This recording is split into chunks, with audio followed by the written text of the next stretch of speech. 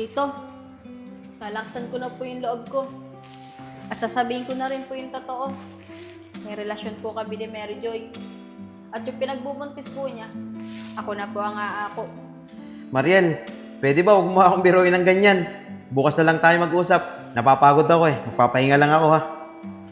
Tito, hindi po ako nagbibiro. Totoo po yung sinasabi ko.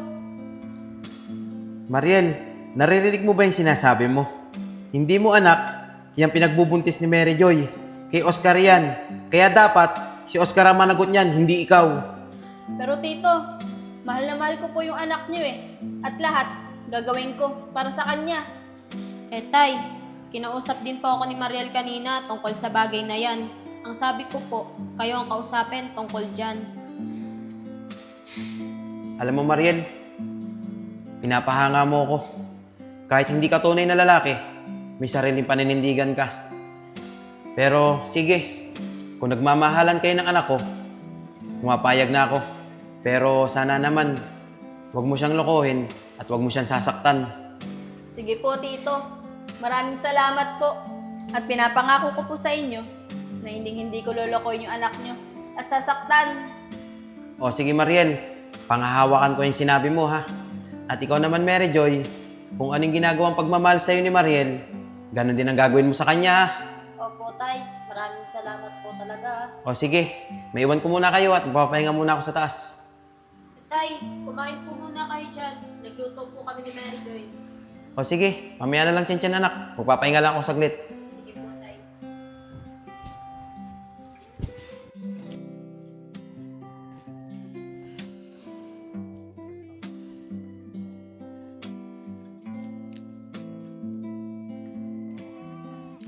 Uy, babe. Kanina pa kita napapansin ah. Bakit ang tahimik mo?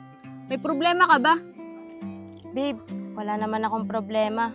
Iniisip ko lang pag nagsama na tayo. Paano kapag nalaman ng magulang mo? Sigurado ako, hindi nila ako matatanggap.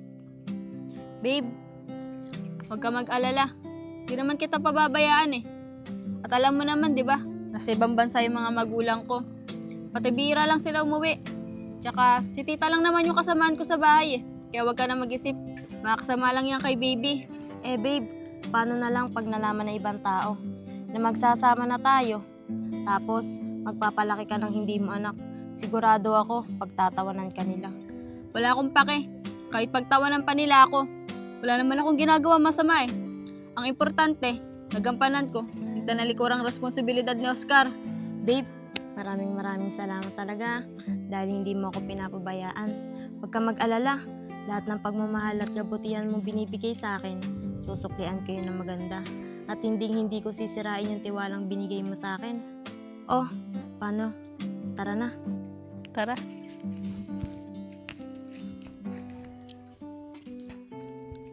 Tol, sayang yung laro natin kanina, ano? Panalo na sana. Natalo pa. Ano magagawa natin? Ganun talaga eh. Laro yun eh. Alangan lagi tayong panalo. Kaya babe, huwag ka na masyadong mag-iisip ah. Makakasama kay baby yan. Oo, babe. Babe, ayun yung dalawa. Huwag mo na lang sila pansinin. Tol, tignan mo yung dalawa. Hindi mo lang namamansin. Pero Joy! Mariel! Saglit lang! Ba't parang di ata kayo namamansin? Kaya nga, wala naman akong ginagawa sa inyo. Ano? Ang lakas naman ng loob niyong sabihin yan. Pagkatapos ng ginawa niyong paglilihim sa ginawa ni Oscar kay Mary Joy. Tol, tignan mo tong tomboy na to. Talagang seryoso siya. Napapanagutan niya yung pinagbubuntis si Mary Joy. Alam mo Mariel, ang maganda natin gawin, itagay na lang yan.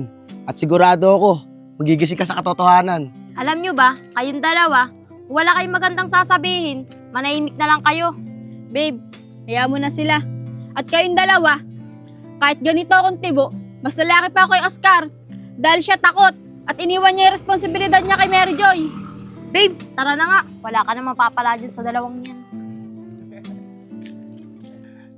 Alam mo tol, yan si Mariel, kulang lang sa pukpok sa ulo. Sa tingin ko nga rin, Tol. Tama ka. Pero dadating din ng panahon, matatauhan din yung tomboy na yan. Paano? Tara na nga. Oscar anak, ano ba tong problemang pinasok mo? Sana naman, Lupit mo talaga pumili ng nag-isipan mo hariya, ng tol. mabuti. Tol, si Mang Alin, no? Tara, lapitan natin. Ano ginagawa niyo dyan? Mang Alin, ano pong ginagawa niyo dito? Yayag Apong, kayo pala. Inisip ko lang yung anak kong si Oscar. Kapag nakulong siya, nakakaawa talaga siya. Ayoko rin nang mangyari sa kanya yun dahil napakabata pa niya. Eh, Mang Alin, asan po ba si Oscar? Kung ayaw niyong makulong siya, dapat panugutan ni Oscar si Mary Joy. Sa totoo nga niyan, sinabi ko sa kanya kagabi na panagutan niya si Mary Joy. Kaso, ang sabi niya, ayaw pa daw niya dahil bata pa daw siya. Mang Allen, yan kasi ang hirap kay Oscar eh. Ginalo niya si Mary Joy. Paano na yung Mang Allen? Galit na galit si Boss B. Sigurado ako, hindi titigil yun hanggat hindi na ako kulong si Oscar. Alam niyong mga bata, hindi ko rin alam ang gagawin ko. At ayaw kong makulong din yung anak ko.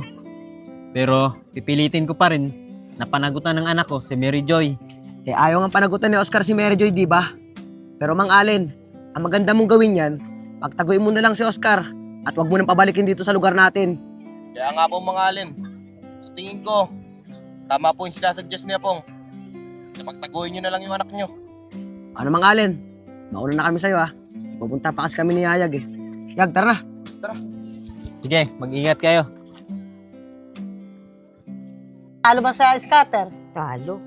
Oh, sugal kasi ng sugal. Oo. At talo na naman pati. Ganun talaga. Tita Tess, nakita mo yung kasama ng tomboy na yun? Balita ako, nabuntis yun. Oo nga niya, nabalitaan ko nga yun na nabuntis siya. At ang nakabuntis daw doon, tinakbuhan siya. Pero Tita Tess, ang usap-usapan, pananagutan daw ng tomboy yung babae. Ano? Pananagutan ng tomboy yun, hindi naman kanya anak yun. Siguro nga Tita Tess, sadyang mahal lang ng tomboy yung babae, kaya pananagutan niya. Oo. Oh, nakunin niya. Ako'y marami pang gagawin na papahaba ang ating chismisan. O sige Tita, saan na tayo magchismisan? Chen, maraming salamat Natanggap mo ko para sa kapatid mo. Huwag ka mag-alala, hindi ko siya lolokohin. Sige Mariel, napatunayan mo naman na mahal mo yung kapatid ko. Dahil kahit hindi mo anak yung pinagbubuntis si Mary Joy, papanagutan mo. Pero sana naman, huwag kayo mag-aaway. Sige Chen, makakaasa ka. Babe, nakapagpaalam ka na ba sa tatay mo? Oo, babe. Nakapagpaalam na ako kay tatay. Hintayin na lang natin. Pababa na daw siya.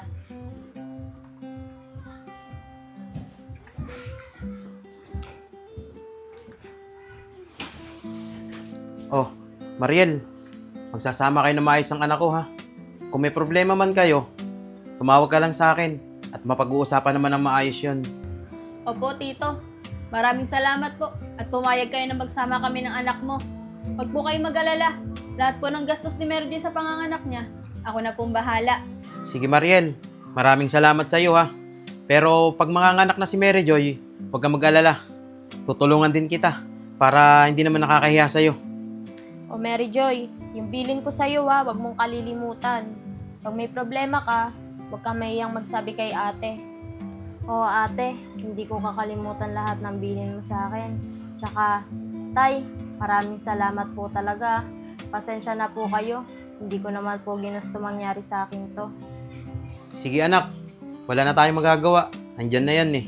Basta lagi kayong mag-iingat ha. At dadalaw-dalawin ka na lang namin doon ng kapatid mo. O sige na, hindi ko naman kayo sa tinataboy. Baka abutin pa kayo ng dilim sa kalsada eh. Mahirap na. Babe, tara na. Tito, Chen, dyan na po kayo. Mauna na po kami. Tay, maano po? Sige, mag-iingat kayo ha. Mary Joy, mag-iingat ka ha. Mamimiss kita. Mamimiss din kita ate. Paano? Tara na. Tara na po.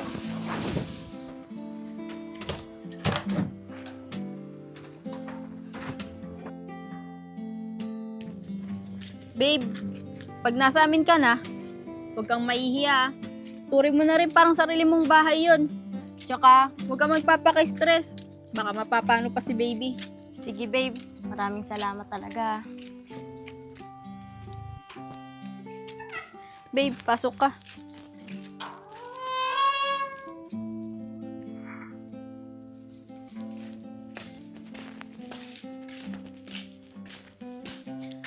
Babe, mauna ka nang pumasok sa loob.